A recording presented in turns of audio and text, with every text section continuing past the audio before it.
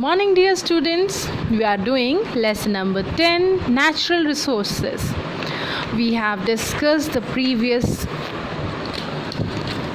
topics. Now let's move to wind.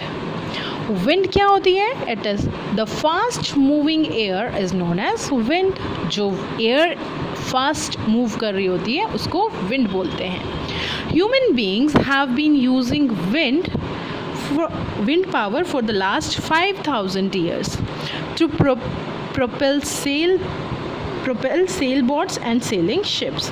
जो solar energy है वो हम अपने एशियन टाइम से यूज़ कर रहे हैं for more than 5,000 years. How? For selling the boats, क्योंकि बोट्स जो हैं वो विंड की डायरेक्शन के अकॉर्डिंग ईजीली फ्लो करती हैं. A windmill is a machine that is powered by energy of wind. It is designed to convert the energy of the wind into more usable forms using rotating blades. Windmill क्या होती है? आपने देखा है, पवन चक्की हिंदी में बोलते हैं. बड़े बड़े टावर्स के ऊपर बड़े बड़े फैन टाइप लगे होते हैं, विंग्स लगे होते हैं, ब्लेड्स लगे होते हैं, और जैसे विंड फ्लो करती है ये विंड मिल्स के जो ब्लेड्स हैं ये मूव करते हैं, और जितनी तेज़ हवा होती है उससे हम उतनी ही इलेक्ट्रिसिटी और एनर्जी जनरेट कर सकते हैं. विंड एनर्जी जो है, एनर्जी विंड की जो एनर्जी है वो कैसे यूज़ होती है? इन ब्लेड्स को रोटेट करके, और इससे हम पावर जनरेट कर सकते हैं. Traditionally, windmills were used to grind grains and draw groundwater. किस लिए यूज़ होता था पहले? जो खेतों के लिए पानी निकालते थे उसके लिए यूज़ होता था, ग्राउंड वाटर को ड्रॉ करने के लिए और ग्रेन्स को ग्राइंड करने के लिए, आटा बनाने के लिए, गेहूँ पीसने के लिए, और जो बाकी ग्रेन्स होते हैं उनको पीसने के लिए हम लोग विंड मिल्स का यूज़ करते थे. Today they are also use to generate electricity. अब इनसे क्या होता है? इलेक्ट्रिसिटी भी जनरेट होती है. Modern electricity generating wind mills are also known as wind turbines. जो हम इलेक्ट्रिसिटी जनरेट करने के लिए अब विंड मिल्स यूज़ करते हैं उनको विंड टर्बाइंस भी बोलते हैं. So these were all we have discussed renewable resources. Now let's move to non-renewable resources, the resources which cannot be renewed, और जो बहुत ही ज़्यादा यूज़ करने से ख़त्म भी हो सकते हैं, एग्जॉस्ट भी हो सकते हैं. They takes millions of years to get formed. Coal and petroleum are important natural resources. They are formed over a period of millions of years by the fossils of dead plants and animals. Coal and petroleum क्या है? They are non-renewable resources, non-renewable natural resources. They takes millions of years to converted into coal and petrol. और किससे बनते हैं ये? जो dead plants and animals के fossils हैं जो दबे हुए हैं मिट्टी के अंदर for millions of years, thousands of year, you can say 1000 से भी ज़्यादा टाइम, 1000 ईयर से भी ज़्यादा टाइम लगता है इनको फॉर्म होने में. ओके, जो फॉसिल्स ज़मीन के नीचे दबे रहते हैं उससे हमें कोल और पेट्रोलियम मिलते हैं. Coal is used for generating electricity in thermal power plants. कोल किस लिए यूज़ होता है?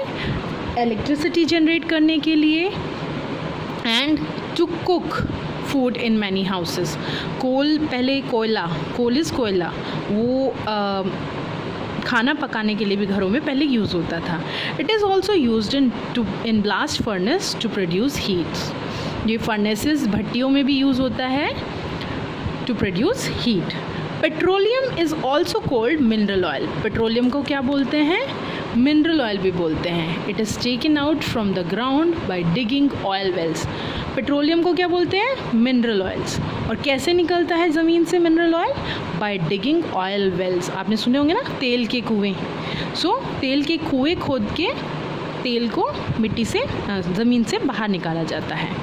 It is formed by the decomposition of both plants and animal inside the earth's crust. अर्थ के अंदर, ज़मीन का जो बहुत ही अंदर गहरा हिस्सा होता है, उसके अंदर प्लांट्स और एनिमल्स की जो डीकम्पोजिशन होती है, जो प्लांट्स और एनिमल्स दबे हुए होते हैं ज़मीन की गहराइयों पे, उनसे डीकम्पोजिशन से मिनरल ऑयल फॉर्म होता है. Petroleum is used for a number of purposes like to run vehicles, heavy machines in the factories and to lubricate machine parts. Petroleum किस किस यूज़ कर सकते हैं हम? व्हीकल्स को रन करने के लिए पेट्रोल और डीजल से ही चलते हैं सारे व्हीकल्स जो हैं. मशीनरीज जो फैक्ट्रीज़ में हैं वो भी मिनरल ऑयल से ही चलती है. और लुब्रिकेशन मतलब कि उनको चिकनाहट प्रोड्यूस करने के लिए जो दिया जाता है ताकि मशीन्स ईजीली रन करती रहें. By product of petroleum like kerosene and wax are used for various purposes. By product मतलब जब मिनरल ऑयल से हम निकालते हैं, एक्सट्रैक्ट करते हैं मिनरल ऑयल से, हमें डीज़ल, पेट्रोल जो हैं ये ऑयल्स मिलते हैं.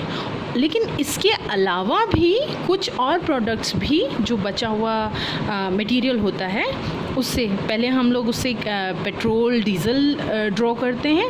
उसके बाद जो बचा हुआ क्रूड ऑयल होता है उससे हमें केरोसिन मिलता है, वैक्स मिलता है और भी बहुत सी चीज़ें उससे मिलती हैं और वो डिफरेंट पर्पसेस के लिए यूज़ होती है. Petroleum in impure form is known as crude oil. तो जो ज़मीन से ऑयल निकलता है, बिल्कुल कच्चा जो तेल होता है, उसको क्रूड ऑयल बोलते हैं. क्रूड ऑयल से फिर हम डिफरेंट जो उसके प्रोडक्ट्स हैं वो ड्रॉ करते हैं. Petrol, diesel, kerosene, wax, jellies, petroleum jellies, etc. Crude oil is refined and separated in various constituents in refineries. Crude oil wells के थ्रू हम क्रूड ऑयल्स ड्रॉ करते हैं और उसे फिर रिफाइनरीज़ में भेजा जाता है जिससे हम उसके बाई प्रोडक्ट्स को निकालते हैं. Then is minerals. Minerals are substances which are found in the rocks. Minerals क्या होते हैं? रॉक्स के अंदर, जो पत्थरों के अंदर, चट्टानों के अंदर मिनरल्स मिलते हैं उनको हम मिनरल्स बोलते हैं. Our earth is a big storehouse of minerals. Rocks form which metals can be obtained are called ores. जिन रॉक्स से हमें मेटल्स मिलते हैं उनको हम क्या कहते हैं? ओर्स. ओर्स क्या होते हैं? जो जहाँ से हमें जो कच्ची हम सब्सटेंसेस, हम मेटल्स हमें मिलते हैं उनको हम बोलते हैं ores. These have some impurities in them. Mining is a process from which the minerals are taken out from the earth's surface. ज़मीन को खोद के हम माइनिंग के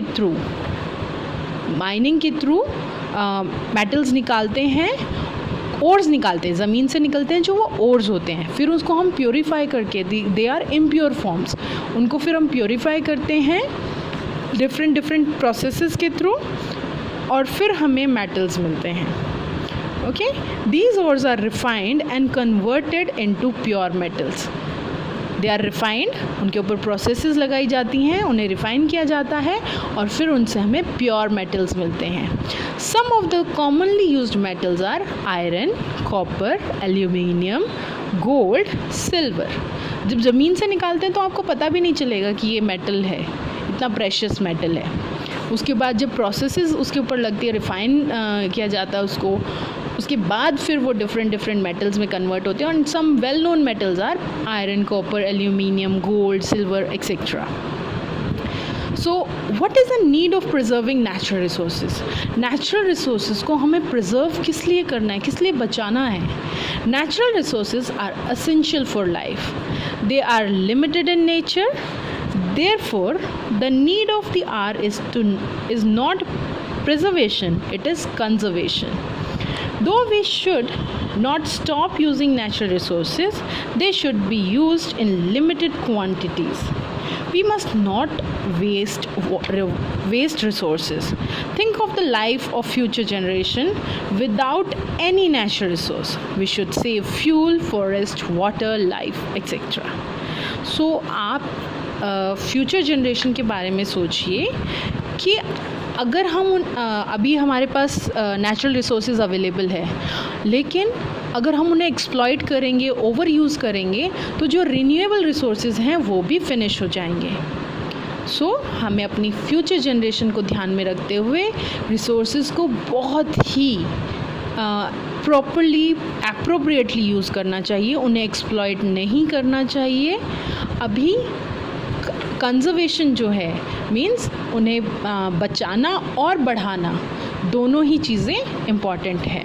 so the need of the our is preservation, it is not conservation. Okay, have a good day student. This is all about natural resources. Hope the chapter is clear to you all. If you find any difficulty while going through it, you can ask me. Have a good day students.